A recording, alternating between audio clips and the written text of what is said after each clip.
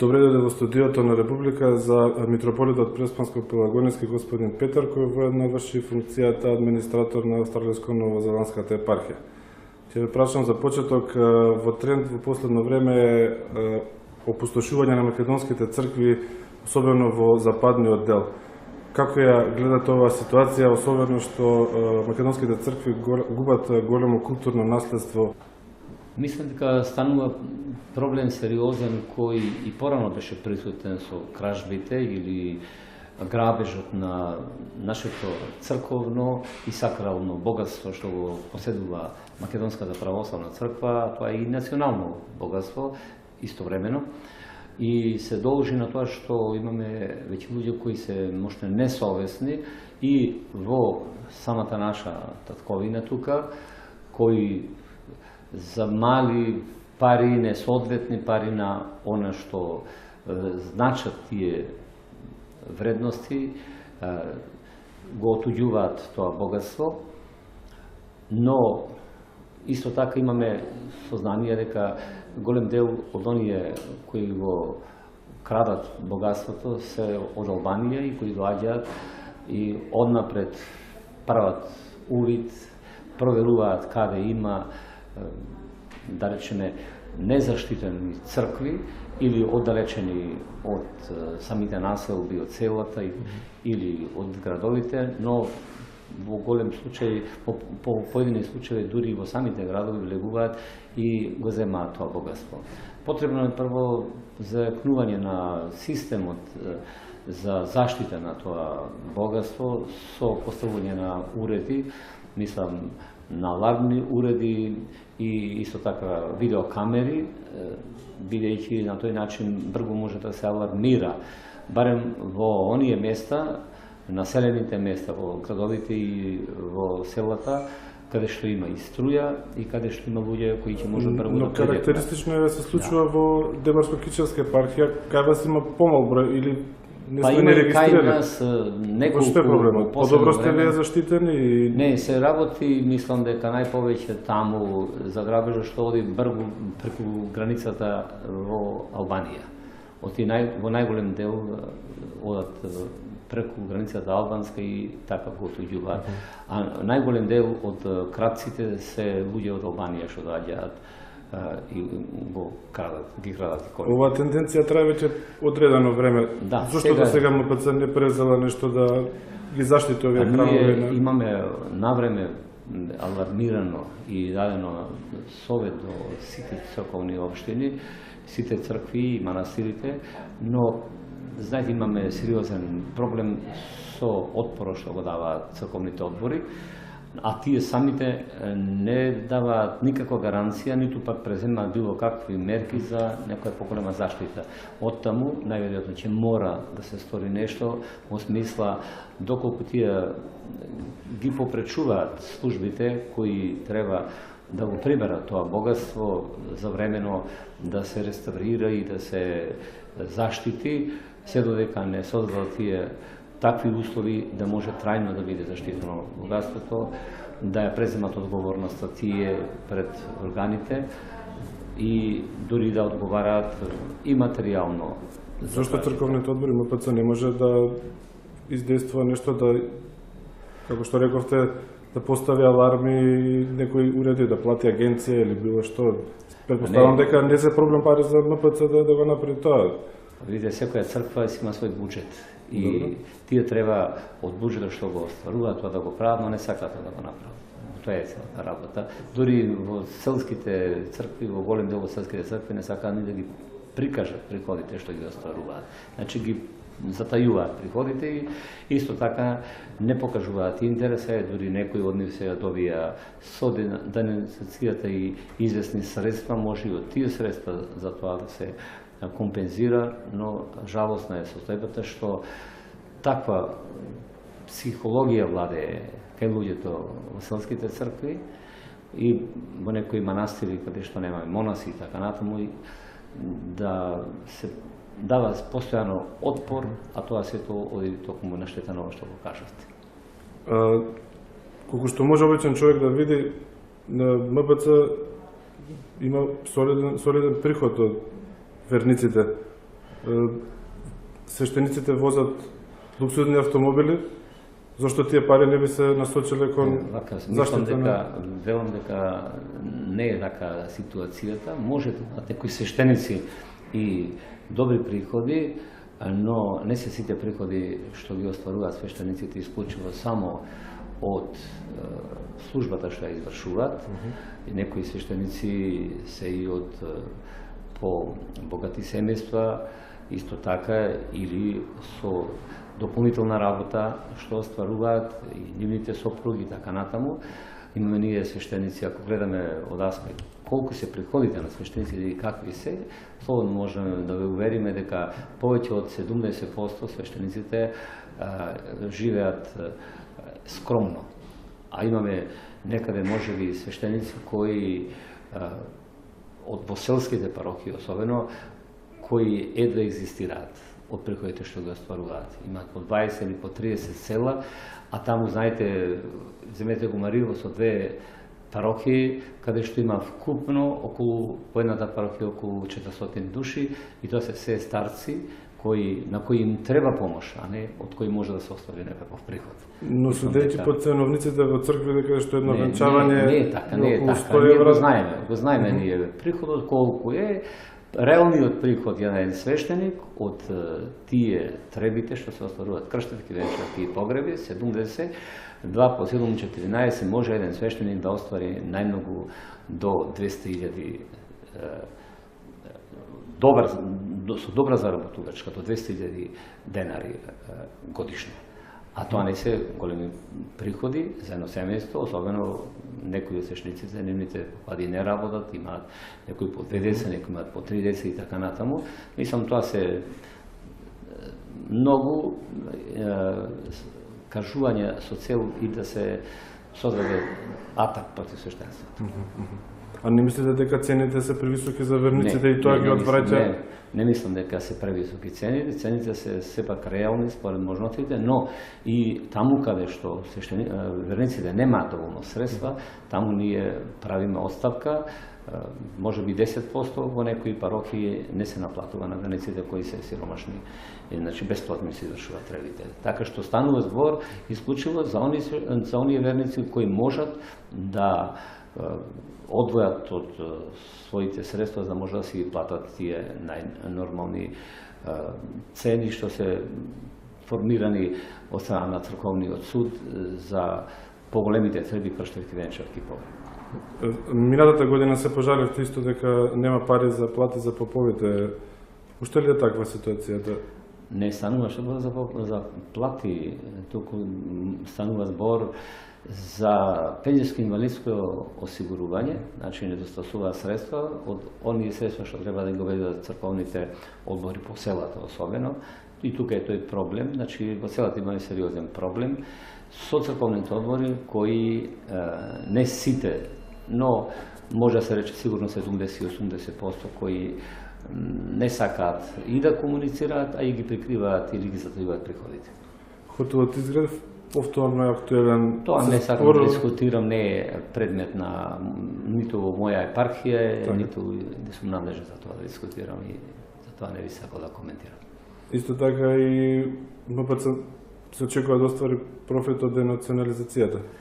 Како би се потрошили овие пари? Има некаков план? Јас веќе дадов свое кажување за јавноста и сега ќе кажам дека ние некаде околу до 80% од прилика, 75 до 80% ни се вратени имотите што ни биле одземени или за оние имоти кои не може да ни бидат вратени по разни основи сме добиле надоместок, но тие средства што се вратени не припаѓаат на епархијата само на епархијскиот управен одбор, туку на советните цркви и манастири кои што си имаат своји посебни буџети и жиросметки и тие легнуваат тие средства на нивните жиросметки, а од тие жиросметки не сме да се трошат парите за други намени, освен за имот, пак повторно, реставрација на икони и заштита на црквите, градба на објекти црковни и така натаму, во таа смисла,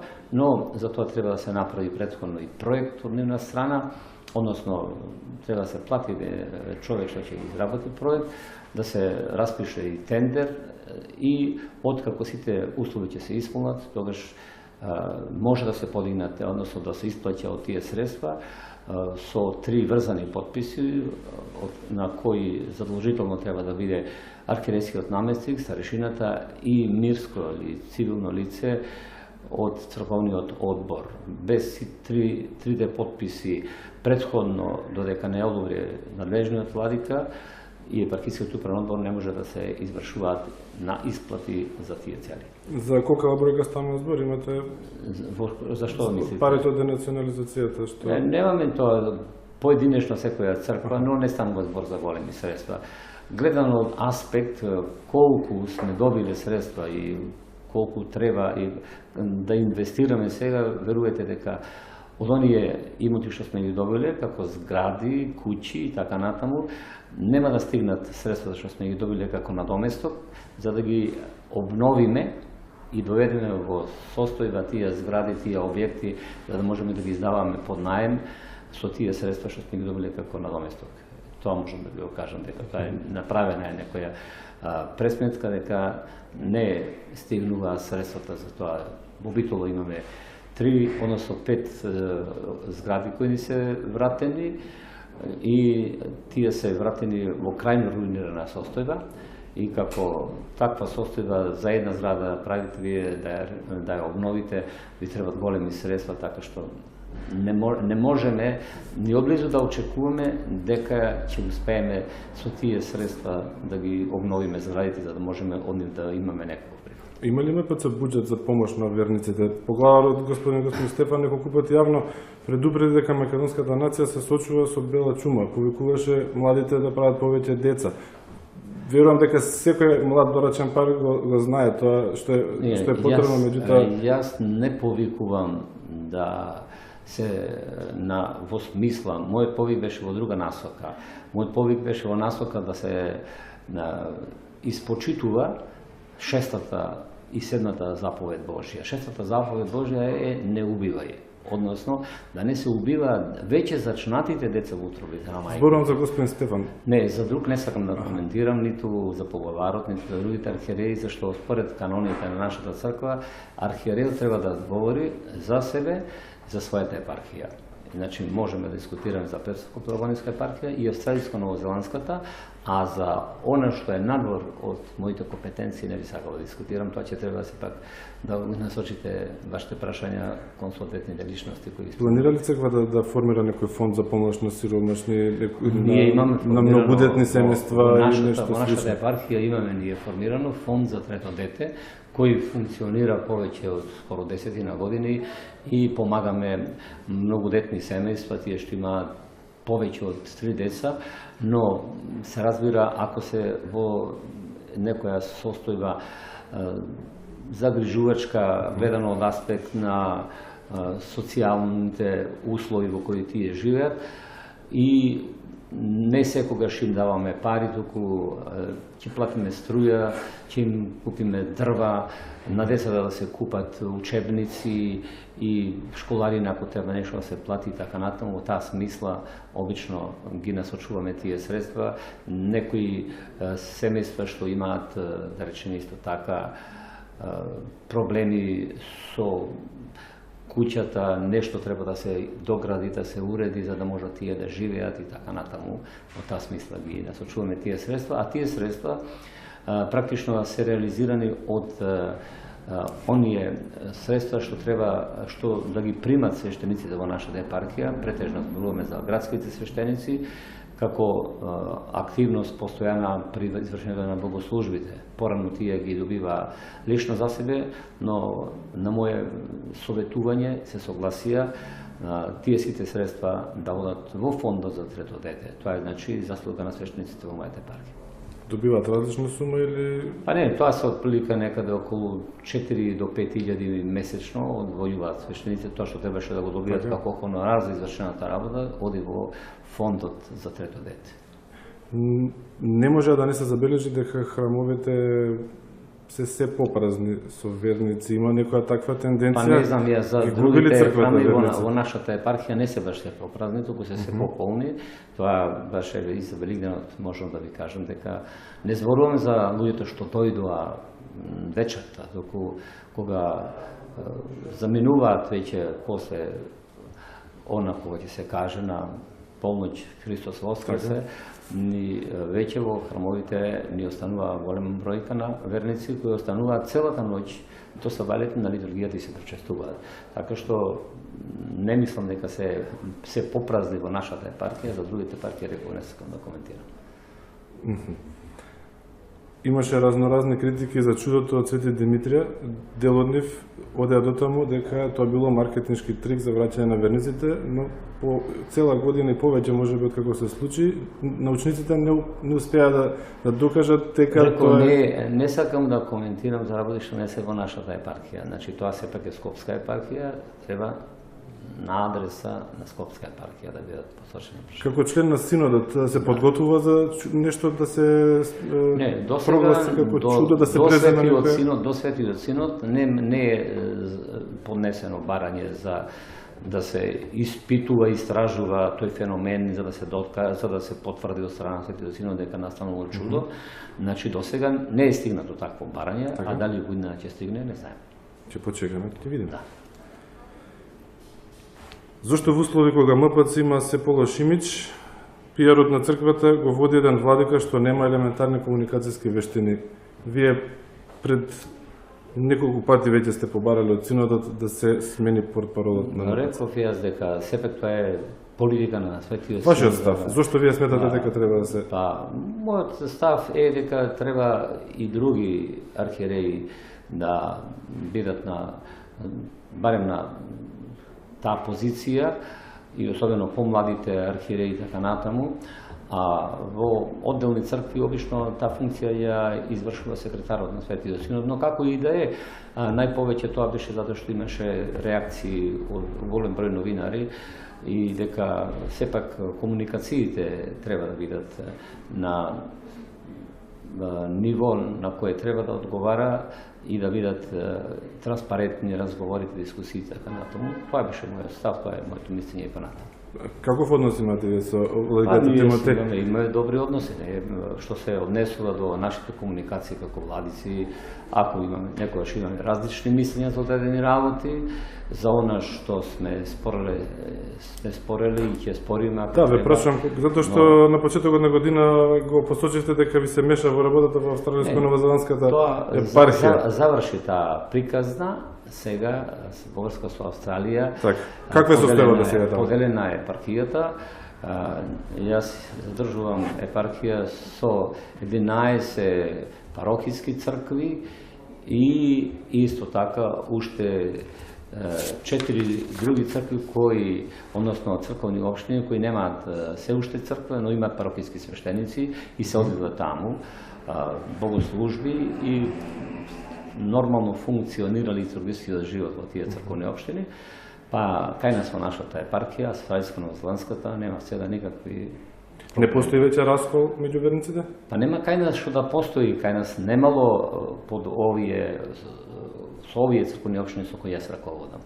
Проблемот беше со црковните општини кои се набор сега од таа епархија, кои се под директна управа на Светиот архиерейски синод.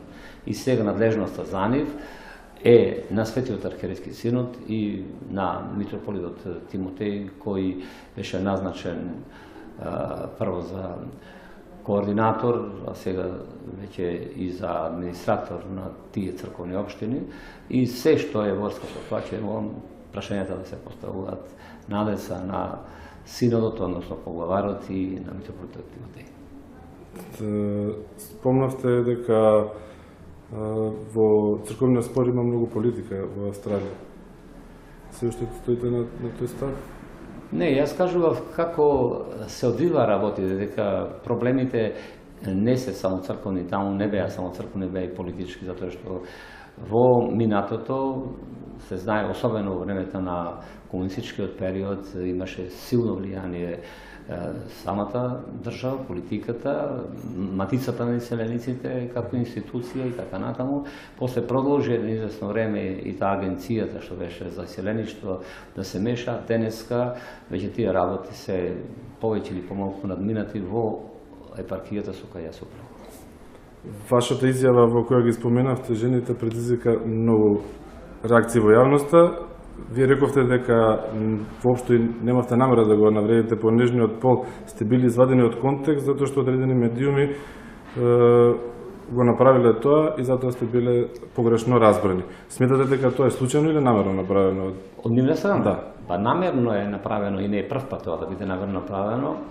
Прво, и во врска со самото интервју што беше дадено за Прес 24, а после тоа и телевизијата Тера од Битола бараше изјава да дадеме и дадов јас изјава, а воопшто никаде немаше такви зборови од моја страна употребени кои беа после предмет на коментари, на дискусии, на закани за моја одговорност да бараат и моје линчување, не знам што и така натаму.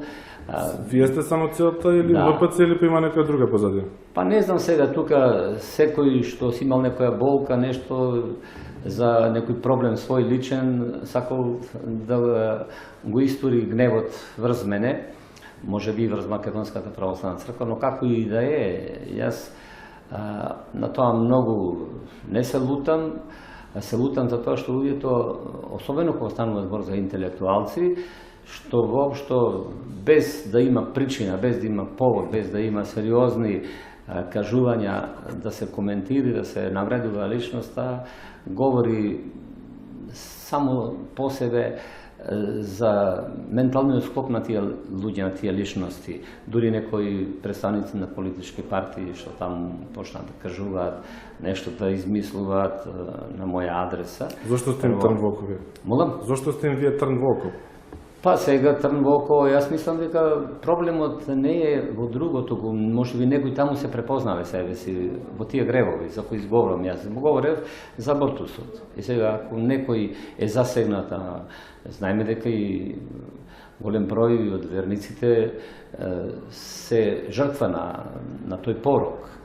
И некој наместо да си ја чисти совеста со покаяние, да побара прошка од Бога пред духовникот, да побара начин и средства како да се излезе од тој грев, како да се најде очистување на срцето и на душата за таквиот грев, тие смета дека со нападите врз оној што ќе пробуди совеста на некого за тоа, ќе може да се ослободат од тоа, а што најмногу не загрижува е фактот дека сака да внесат сега, тоа беше и го читав во некои од тие изјави што ги дава, како изјавата на Дом, дека ние сме сега веќе не сме средновековна црква, да ги на некој начин променат каноните, да ги променат црковните закони, учењето на црквата.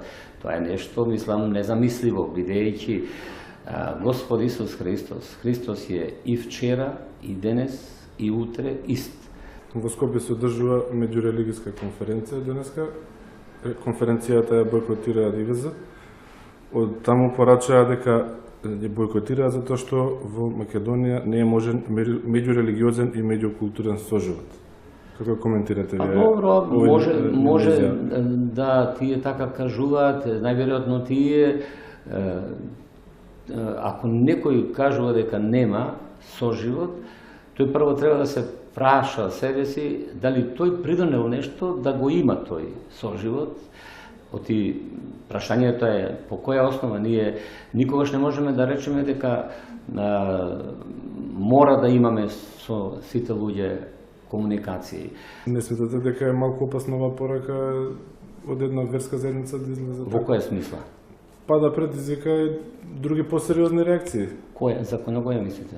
дека не е можен соживот во Македонија меѓу Па, религиски. според нас можен е и треба да постои. Од наша страна има желба. Да, има соживот. А јас не знам кои се аргументите нивни за да нема соживот.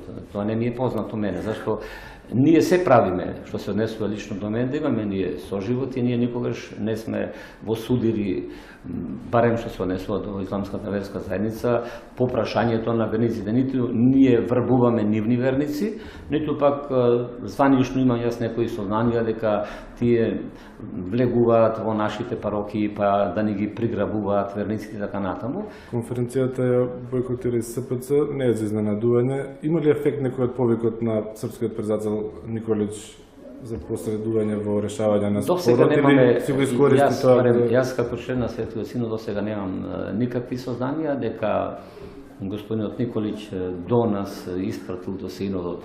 Па не знам ни дали до нашите актуелни власти има испратено било какво барање или писмо или некоја иницијатива за такво нешто да се случи, како што најавуваше тогаш.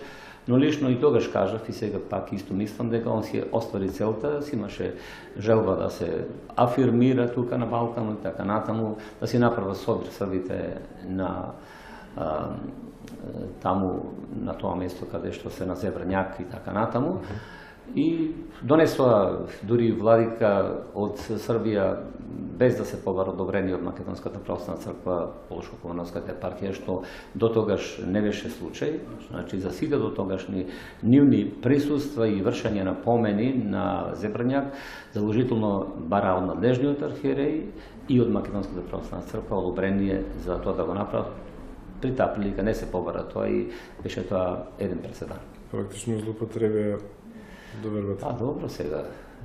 Ние сме дозволиле да се направат некои работи, со мислејќи дека добронамерно тоа се прави, но еве се покажа дека не било баш добронамерно се. Ви благодарам за одвоеното време.